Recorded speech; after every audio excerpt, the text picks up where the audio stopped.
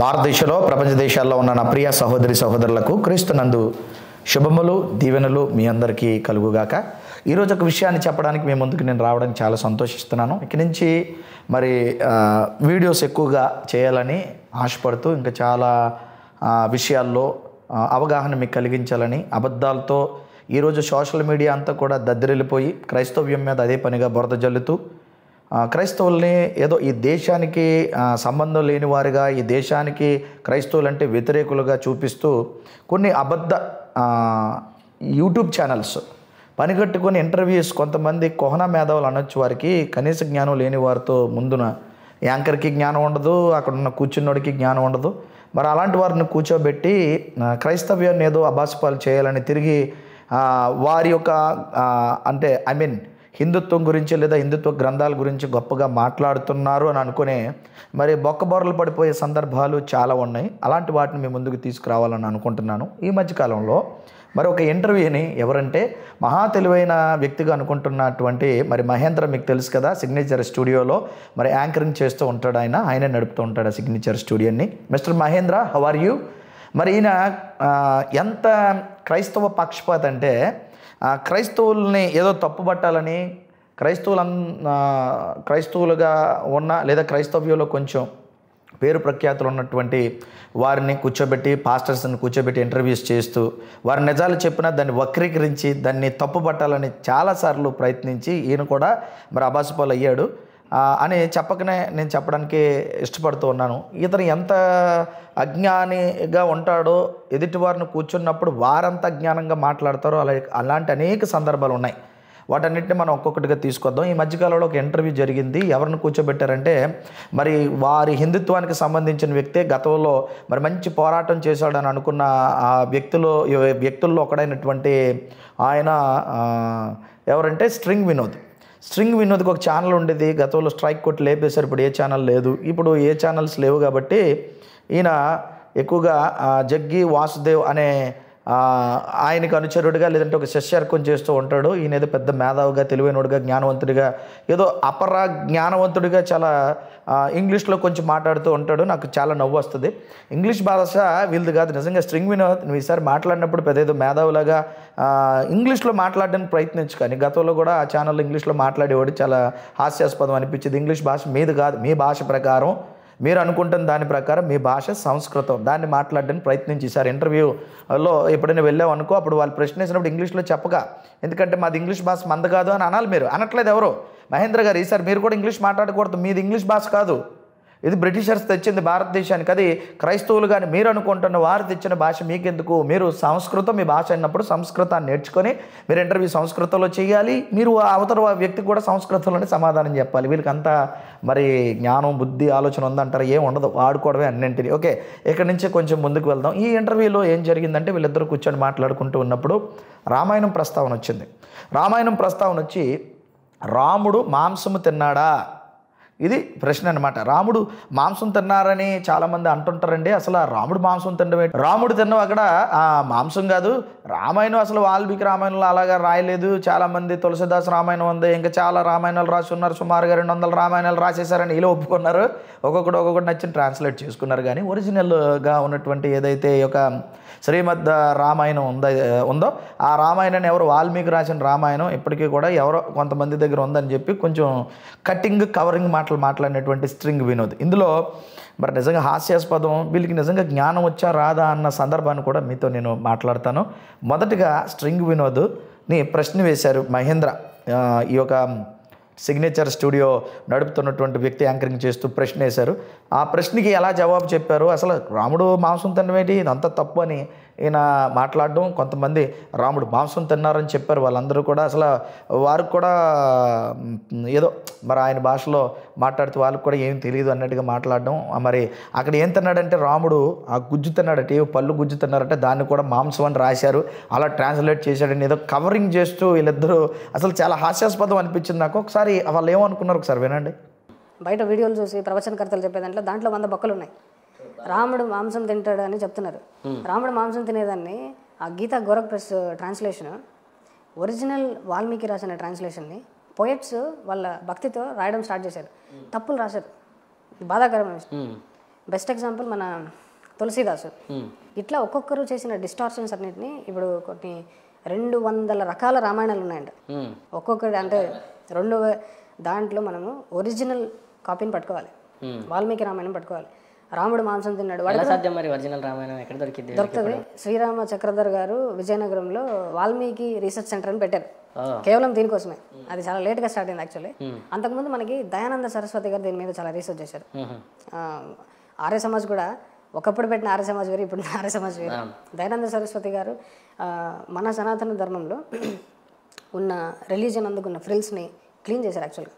ఇప్పుడు for example Gita గోరఖ్ ప్రెస్లో ఆయన పోయిట్ రాసిన ట్రాన్స్లేషన్లో ఉన్న తప్పులు నాకు అర్థమైపోతాయి. రాముడు పళ్ళు తినేటప్పుడు అందులో సాంస్క్రిట్లో ఒక మాంసకృతం అనే టైపు వర్డ్ ఉంటుంది, దాన్ని డైరెక్ట్గా ఆ మాంసాన్ని స్వీకరించడానికి ఉంటుంది. ఇప్పుడు మీరు చూడండి, ఒక చేతికి స్కిన్ ఉంటుంది, దాని లోపల మాంసం ఉంటుంది, దాని వెనకాల బోన్ ఉంటుంది.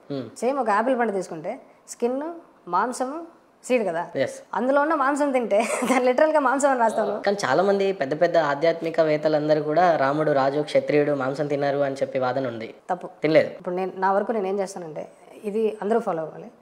This is a very important formula. Don't look up to anyone, don't look down on anyone. End of the day, when I sit in front of any meeting, both are same. You are also eating paneer biryani, I am also eating paneer biryani. So let's talk whether it works or not, what works for us. అట్లా చూసుకుంటే మీరు ఒకసారి ఇప్పుడు చాగంటి కోటేశ్వరరావు గారు, మన గరికపాటి గారు, వీళ్ళందరినీ తీయకూడదు అనుకున్నాం పేరు, మీరు తీశారు. చూసారు కదా, అసలు ఇంత అబద్ధాన్ని ఎలా ఆడగలుగుతున్నారు, ఎలా చెప్పగలుగుతున్నారు. ఈ స్టూడియోలో ఎలాగా అసలు ఈయన ప్రశ్న ఎత్తుంటే ఆయన ఆన్సర్ చెప్పడం, వెర్రి వాళ్ళుగా అందరూ చూడడం. అసలు ఎవరైనా ప్రశ్నించారు వెళ్ళి? నేను ప్రశ్నిస్తాను, భారతీయ క్రైస్తవుడుగా నేను ప్రశ్నిస్తాను. ఎందుకంటే క్రైస్తవ్యం మీద ఒంటికాల మీద లేచి ఇష్టం వచ్చినట్టుగా సిగ్నేచర్ స్టూడియోలో మాట్లాడుతూ ఉంటే నేను ఊరుకోను, చూస్తూ అస్సలు ఊరుకోను. మరి మీ విషయమే మీకు నేను ప్రశ్న వేయాలనుకుంటున్నాను. క్రైస్తవులు ఎన్నో మార్లు ప్రశ్నించారు, ఎన్నో మార్లు అవమానపరచాలని.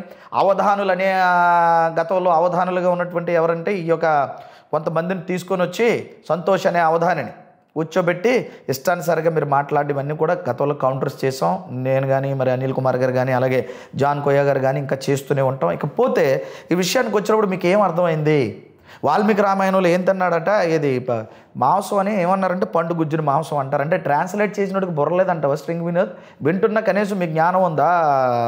ఇది తప్పు కదా, ఏంటి ఎలా మాట్లాడుతున్నా? మరి ట్రాన్స్లేట్ చేసినాడు గుజ్జుని మాంసం అంటారా? దాన్ని ఏమంటారు? గుజ్జుని మాంసం అంటారా? మాంసం అని ట్రాన్స్లేట్ చేశారు. అంటే పండు మాంసం అని రాయలేదు అక్కడ, పండు మాంసం అని ఉందా అక్కడ? పండు మాంసం అని ఏదైనా ట్రాన్స్లేట్ చేశారు అక్కడ? ఏం మాట్లాడుతున్నారు అర్థం ఉందా? ఇదండి కవరింగ్ అంటారు దీన్ని. అంటే మా దేవుళ్ళు ఎవరో కూడా మాంసాలు తినరు, మరి ఖచ్చితమైన వాళ్ళు అని కల్పించుకున్న దేవుళ్ళ మీదే వీళ్ళు ఎంత కల్పిత మాట్లాడుతున్నారనమాట. దీన్ని మనం ఏమనాలి ఒకసారి ఆలోచించండి. ఇకపోతే స్ట్రింగ్ వినోద్కి జ్ఞానం వచ్చా రాదా అన్నదే మనం మాట్లాడదాం. వాల్మీకి రామాయణంలో ఒక సందర్భాన్ని, రాముడు మాంసం తిన్నాడా లేదా అనే సందర్భాన్ని నేను మాట్లాడిన తర్వాత నేను ముందుకెళ్తాను.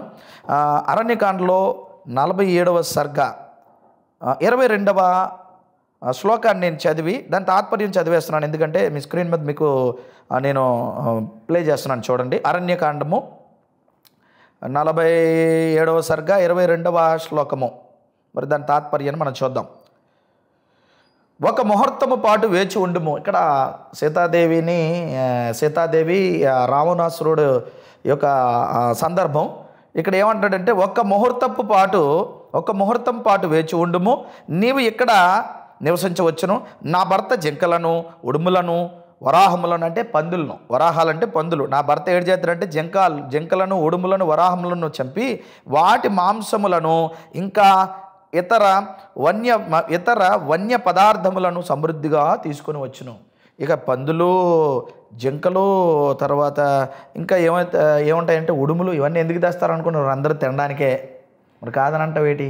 ఊరకే కొట్టుకొని కూర్చుంటే నువ్వు ఉండు, మరి వచ్చావు కదా మా ఇంటికి, నీకు ఆతిథ్యం చేస్తానంటది ఇక్కడ సీతాదేవి. ఏమి తెస్తాడంటే మా ఆయన ఉడలు తెస్తాడు, జింకలు తెస్తాడు, పందిని కూడా తీసుకొని వస్తాడు. నువ్వు ఉన్నావు అనుకో, నీకు ఖచ్చితంగా భోజనం పెట్టి బాగా వండి పంపిస్తానన్న సందర్భం ఇది. మరి వాళ్ళు తినలేదంటావేటయ్యా? వాళ్ళందరూ తప్పు రాశారా? 200 ట్రాన్స్లేషన్స్ చేసేసుకున్నారా? మనం ఏం పీగా మరి గట్టిగా మాట్లాడుతున్నావు, ఏం చేస్తున్నావు? మరి తప్పని చెప్పొచ్చు కదా. అవన్నీ ఎందుకు చేశారని చెప్పి ముందు యుద్ధం వాళ్ళ మీదగా చేయాలి. కన్వర్షన్స్ జరిగిపోతున్నాయి, మత మార్పిడి అయిపోతున్నారు, మీ దగ్గర ఇన్ని లొసుకులు పెట్టుకొని ఇన్ని లోపాలు పెట్టుకొని స్వేచ్ఛగా ఇందులో తప్పులు ఉన్నాయని, ఇది ఎక్కడ కూడా రైట్ కాదని, ఇవన్నీ కూడా మానవుల్ని మభ్య పెడుతూ మన భారతదేశం మీద ఇవన్నీ కూడా కల్పిత కథలను మన మీద రుద్దారని, దేవుళ్ళుగా ఆర్యులనేవారు వచ్చి ఇక్కడ ఈ యొక్క కథలు రాసి దేవుళ్ళను సృష్టించారని, మరి ఇవన్నీ కూడా నిజాలని జనాలకి తెలియజేస్తూ మేముంటే మాలాంటి వారి మాటలు విని అనేకులు మారుతూ ఉంటే, నీబోటి వారికి అందరికీ నొప్పి వస్తూ ఉంటే, నొప్పి వచ్చిన మీరు అందరూ స్టూడియోల్లో కూర్చొని ఉంటే, స్టూడియోల్లో కూర్చొని ఇష్టం వచ్చినట్టు సోది మాటలు మాట్లాడుతూ ఉంటే, మరలా నేను నాలాంటి వారు ఖచ్చితంగా ఖండిస్తూ సత్యమేటో ప్రజలకి చెప్పడానికి సిద్ధంగా ఉన్నామని తెలియజెప్పడానికి నేనేమీ మరి కించిత్ కూడా ఏమంటారంటే వెనకడుగు వేయకుండా సత్యాన్ని సత్యంగా చెప్పుట ఈ సిగ్నేచర్ స్టూడియోలో ఈ మహేంద్ర లేకపోతే మహేంద్ర ఇంటర్వ్యూస్ చేస్తున్న వ్యక్తులకు ఎంత అజ్ఞానులో, వారికి ఏమి తెలియదని, వారి గ్రంథాల్లో ఉన్న సంగతులు వారికి తెలియదని చెప్పడానికి ఈ వీడియో మీ ముందుకు నేను తీసుకొచ్చాను. మరొక సందర్భాన్ని మీతో నేను పంచుకుంటాను. ఉత్తరాఖండ 42వ సర్గలోని 19వ శ్లోకంలో యొక్క సారము కూడా మీకు నేను తెలియజేస్తాను. ఉత్తరాఖండ్లో ఉన్న సందర్భము మరి ఇక్కడ 19వ శ్లోకం ఎక్కువ అవసరం లేదు. ఉత్తరాఖండ 19వ శ్లోకం యొక్క సారాన్ని చదువుతున్నాను. ఉత్తరాఖండ 42వ సర్గ 42 సర్గలో 19వ మరి శ్లోకం తాత్పర్యము మనం చదువుకుందాం. రాముడు భుజించటకే కింకర్లు బాగా శుద్ధి చేసిన మాంసములను అనేక విధములైన ఫలములను శీఘ్రముగా తీసుకుని వచ్చిరి. మాంసాలు ప్లస్ ఫలాలు. ఇక్కడ ఈ స్ట్రింగ్ వినోద్ ఏమంటాడంటే ఫలములో ఉన్న గుజ్జునే మాంసం అంటారట. ఇంత క్లియర్గా వారి యొక్క ట్రాన్స్లేషన్లో ఇక్కడ ఆర్షెట్ ట్రస్ట్ వీళ్ళు ఆర్షెట్ ట్రస్ట్ హైదరాబాద్ ఈ ట్రస్ట్ నుంచి వీళ్ళు దీన్ని ట్రాన్స్లేట్ చేసి పుల్లల శ్రీరామచంద్రుడు మరి ఏదైతే వాల్మీకి రామాయణం ఉందో దాన్ని తెలుగులోకి అనువాదించి ఆ శ్లోకాల యొక్క తాత్పర్యం రాస్తూ రాముడికి మాంసమును ఫలములని చాలా క్లియర్గా మరి చెప్తూ ఉంటే స్ట్రింగ్ వినోద్ ఆ స్ట్రింగ్ వినోద్ సోది మాటలు వినడానికి అక్కడ మహేంద్ర ఇద్దరు కూడా ఈ రామాయణంలో రాసి ఉన్న దాన్ని కూడా దాచేసి అబద్ధమాడి మోసం చేయాలనుకుంటున్నారు. ఓకేనా? మరి వీళ్ళు ఏమనాలి? ఇలాంటి వారు ఛానల్స్ నడపడం వల్ల సమాజానికి వచ్చిన లాభం ఏంటి? ఏం లేదు. నిజాన్ని కూడా చెప్పకుండా అబద్ధం ఆడడం. మిమ్మల్ని సూటిగా నేను ప్రశ్నిస్తున్నాను స్ట్రింగ్ వినోద్ని అండ్ మహేంద్రని. అబద్ధాలు మీ గ్రంథాల్లో ఉన్నవి అబద్ధాలు చెప్తున్నారు కదా, మీకు నైతికత లేదా? అసలు విలువ లేదా? మీకు నైతికత ఏమంటారంటే మానవత విలువలు లేవా? మనస్సాక్షి లేదా మీకు అసలు? మిస్టర్ మహేంద్ర, ఈ ఛానల్ నువ్వు ఎలా నడపగలుగుతున్నావు? మనస్సాక్షి లేకుండా నడపగలుగుతున్నావు? అసలు నువ్వు నిజంగా యాంకర్వేనా? ఒకసారి నీ మనస్సాక్షిని అడుగు. సత్యం ఏంటో అసత్యం ఏంటో నీకే తెలియదు. అక్కడ కూర్చున్న వాళ్ళు మాట్లాడింది ఒక్కటి కూడా రుజువుల ఆధారాలతో మాట్లాడకుండా నోటి మాటలే మాట్లాడుతుంటారు ఎప్పుడు ఈ యొక్క కోహనా మేధావులందరూ. అలాగే కేఆర్ టీవీ ఒకటి, అలాగే సిగ్నేచర్ స్టూడియో, ఇలాగన్నీ కూడా డబ్బుల కోసం జనాల్ని మభ్యపెట్టడానికి ఉన్న ఛానల్స్ తప్ప వాస్తవం చెప్పే సత్తా మీకుందా? వాస్తవం చెప్పే సత్తా భారతీయ క్రైస్తవుడిగా మా ఛానల్ నుంచి ఓబీసీసీ ఛానల్ నుంచి చెప్పే సత్తా నాకు ఉంది. మీకుందా? లేదు. ఇదిగో చెప్పాను. రాముడికి మరి ఈ యొక్క ఏదైతే ఉత్తరాఖండ్లోని 42వ సర్గ 19వ ఈ యొక్క శ్లోకం యొక్క తాత్పర్యమును మీకు చెప్పాను. అందులో రాముడికి భుజించడానికి మాంసాన్ని పళ్ళని సిద్ధం చేసి తీసుకొచ్చారని. మరి దీన్ని అబద్ధం అంటారా? రాముడు వస్తాడు, మా ఆయన ఇక అరణ్యంలో ఉన్న సీత ఏమంటుందంటే రావణాసుడు వచ్చినప్పుడు నువ్వు ఉండు, మా ఆయన ఏం చేస్తాడంటే పందుల్ని తెస్తాడు, ఉడేళ్ళని తెస్తాడు, జింకల్ని తెస్తాడు, ఇవన్నీ కొట్టుకొస్తాడు, నీకు మంచి భోజనం పెడతానని ఆవిడంటే మరి మీరేమంటున్నారు? అసలు తినరంట. అసలు మీకు ఉందా? జ్ఞానం ఉందా? మరి ఇలాంటి వాళ్ళని ఏమనాలి? క్రైస్తవ్యం మీద పడిపోతూ ఇష్టం వచ్చినట్టుగా ఏదో అచ్చొచ్చిన ఏమంటారంటే ఆంబోతుల్లాగా మేతకు వచ్చేస్తాం, లేదంటే మిమ్మల్ని పొడి చేస్తాం, మిమ్మల్ని ఏదో చేసేస్తామని అనుకుంటే మరి మిమ్మల్ని మిమ్మల్ని ఎలా వదులుతామని మీరు అనుకున్నారు? అసలు సత్యంతో పోరాడతాం, ఇలాగ అబద్ధాలు కాదు సత్యం చెప్తాం. మీకు ధైర్యం ఉంటే నిజమేటో నిర్భయంగా చెప్పండి. చెప్పలేని సత్తా లేని యూట్యూబ్ ఛానళ్ళన్నీ మూసుకొని సైలెంట్గా ఉండండి. ఏం మూసుకొని? ఛానళ్ళు మూసుకొని, లేదా ఛానల్లో మీరు తెరిచి మాట్లాడడం కాదు, అందులో అబద్ధాలు మాట్లాడతారు. మూసుకొని ఛానల్ ఉండండి. ఇకపోతే ఈ స్ట్రింగ్ వినోద్కి షాక్ ఇచ్చే 2 విషయాలు చెప్తాను. మన గరికిపాటి వారు ఏమన్నారో, మరి చాగంటి వారు ఏమన్నారో, మరి ఇలాంటి వ్యక్తుల గురించి ఒకసారి మీకు కూడా చెప్పాలి. వీరు రామాయణంలో ఖచ్చితంగా, లేదంటే రాముడు కృష్ణుడు రామాయణంలో, లేకపోతే ఈ యొక్క ఏదైతే భాగవతంలో సందర్భాలు అనేకసార్లు మాట్లాడు రాముడు కృష్ణుడు ఏం చేశారంటే మాంసాలు తిన్నారు, మాంసాహారులు అని అనగానే చాలామంది కోహనా మేధావులు కొంతమంది ఏం మాట్లాడుతున్నారంటే ఇస్కాన్ నుంచి వచ్చిన వాళ్ళని అందరూ కూడా మాంసం తిన్నోడు నరకానికి పోతాడని ఒకడు మాట్లాడుతున్నాడు. అసలు మాంసమే తినలేదు వీళ్ళెవ్వరు అని వీరు మాట్లాడుతున్నారు. ఇంతకీ వీరికి క్లారిటీ లేదు. ఈ ధర్మం మీద, గ్రంథాల మీద, మరి ఈ సనాతన ధర్మం మీద, వీరి గ్రంథాల మీద వీరికే అవగాహన లేకపోతే ఈ ధర్మం కోసం వీళ్ళేం బోధిస్తారు? వీళ్ళు ధర్మరక్షకులేటి? ఈ ధర్మంలో వీళ్ళు ఉండడం ఏంటి? వీళ్ళు ధర్మం కోసం మాట్లాడుతూ క్రైస్తవ్యాన్ని వెటకారం చేయడం ఏంటి? అసలు వీరి సెట్ అనగాల ఎన్ని హోల్స్ ఉంటాయి, వారి సెట్టకి ఎన్ని కన్నాలు ఉంటాయి? ఆ కన్నాలన్నీ మూసుకోకుండా వెనకాల కప్పి పెడదామంటే ఇలాగే నిజాలు చెప్పడానికి నేను బయటకు వస్తానన్నమాట. ఇప్పుడు చూడండి, మరి మన మొదటిగా మన చాగంటి వారు ఏమన్నారో ఒకసారి వినండి. ఇదే రాముడు బాగా ఆకలేసింది, సీతమ్మంది చాలా ఆకలేస్తుందండి అంది. లక్ష్మణుడు అన్నాడు, అన్నయ్య ఆకలేస్తుందన్నయ్య అన్నాడు. ఏం పళ్ళు లేవు, కాయలు లేవు. అప్పుడు రాముడు ఏం చేశాడంటే బాణం చేతితో పట్టుకుని రామలక్ష్మణులు ఇద్దరు వెళ్ళి ఒక లేడిని, ఒక దుప్పిని వేటాడి తీసుకొచ్చి దాని తోలు ఒలిచేసి అగ్నిహోత్రంలో పచనం చేసి ఆ మాంసం తిన్నారు. వెంటనే నాకు తెలుసు మీరు రాముడు అలా చేయలేటండి అంటారు. కానీ అది క్షత్రియ ధర్మం. క్షత్రియుడు అలా తింటాడు మాంసం, అది ఆయన చెయ్యవలసిన పని. మాంసాహారం తింటారు రాజులు, మృగాన్ని వేటాడతారు, తింటారు. విన్నారు కదా, గరికిపాటి గారు ఏమన్నారో ఒకసారి వినండి. నేను మరోసారి చెప్తున్నాము, రామకృష్ణుడు క్షత్రియులు, వాళ్ళు మాంసాహారం తిన్నారమ్మా. దేవతలు రామకృష్ణుడు క్షత్రియులు హాయిగా తిన్నారు, ఏం లోపం లేదు. రామాయణంలో స్పష్టంగా అందుకే సిగ్గుపడిన చెప్పాలి. దేవుడు మోసం తినడం, రాముడు దేవుడు ఎప్పుడు అయ్యాడు? రామాయణ కథ జరిగిన నేను మనిషిని మరో ఆయన చెబుతున్నాడు, నువ్వే తవుడికి ఇక్కడ ఆయన క్షత్రియ పుత్రుడు తినకుండా ఏం చేస్తాడు? అది తప్పు కదా. విన్నారు కదా ఏమన్నారు? వీరు కూడా రాముడు కృష్ణుడు మాంసాలు తిన్నారన్నారు. ఇప్పుడు చెప్పండి, ఇప్పుడు మహేంద్ర, ఇప్పుడు మిమ్మల్ని సూటిగా ప్రశ్నిస్తున్నాను. మీరు వాళ్ళిద్దరిని కూర్చోబెట్టాలి, స్ట్రింగ్ వినోద్ని లేకపోతే మీ కోహనా మేధావుల్ని అందరినీ కూర్చోబెట్టి ఏది రైటో ముందు తేల్చుకొని అది చెప్పండి సమాజానికి. అప్పుడు ఇంటర్వ్యూ చేయండి, బాగుంటుంది. ఎవరో అక్కడ నాకు తెలిసి ఒక అనామతిగాడు అక్కడ కూర్చున్నటువంటి ఎవరో స్ట్రింగ్ వినోద్ అలాంటి వాడిని కూర్చోబెడితే కదా, గరికిపాటి వారిని, తర్వాత మీ హిందుత్వంలో వారి ప్రవచనకర్తలు కదా, వారన్నీ కూడా తప్పులు చెప్తున్నారు, హోల్స్ చెప్తున్నారు అన్న స్ట్రింగ్ వినోద్ని డైరెక్ట్గా వాళ్ళిద్దరిని కూర్చోబెట్టి, స్ట్రింగ్ వినోద్ని కూర్చోబెట్టి మీరు కూర్చొని అప్పుడు ఇంటర్వ్యూ చేయండి. ఏది సత్యమో మీ హిందుత్వాన్ని తెలియజేయండి, అలాగే మేము కూడా తెలుసుకుంటాం. ఏది తెలియకుండా, ఏది చెప్పకుండా మీ ఇష్టం వచ్చినట్టు ఏదో ఒక చిన్న ఛానల్, అనామతి ఛానల్ ఇవన్నీ కూడా కేఆర్ టీవీయో లేకపోతే ఈ యొక్క సిగ్నేచర్ స్టూడియో ఇవన్నీ కూడా అనామతి ఛానల్. ఈ చిన్న చిన్న ఛానల్లో చూసేసి పెద్ద వాటిని మరలా అందరికీ షేర్ చేసేసి యూట్యూబ్ ఛానళ్ళలో ఇవి ఏవైతే మతోన్మాద ఛానళ్ళు ఉన్నాయో అన్ని ఫేక్ న్యూస్ని బయట పెడుతున్నారు. ఒక విధంగా చెప్పాలంటే ఈ ప్రవచనకర్తలు అనేవారే నిజాన్ని చెప్పేస్తున్నారు. కల్పితం, వారు చెప్పిన గ్రంథాలు కల్పితమైన ఆ కల్పితాల్లో ఉన్న నిజాలు మాత్రం చెప్తున్నారు వీరు.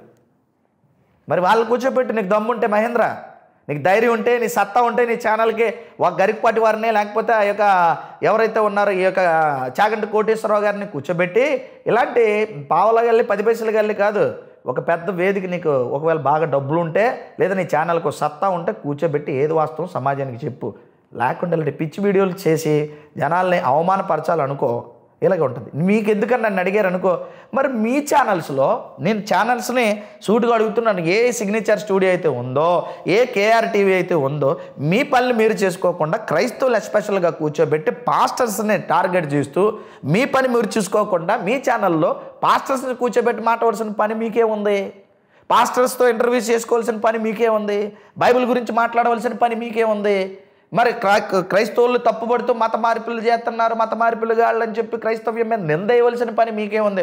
అందుకే మిమ్మల్ని ఖచ్చితంగా నిలవరిస్తూ మీరు చేసిన ప్రతి ఏదైతే తప్పు మాట్లాడతారో సమాజానికి తీసుకొచ్చి చూపించే బాధ్యత భారతీయ క్రైస్తవుడిగా, భారతీయ క్రైస్తవులుగా నా మీద, నాబోటి వారి మీద ఒక క్రైస్తవ ధర్మ పరిరక్షణ మరి చేయడానికి మీ భాషలో చెప్తున్నాను.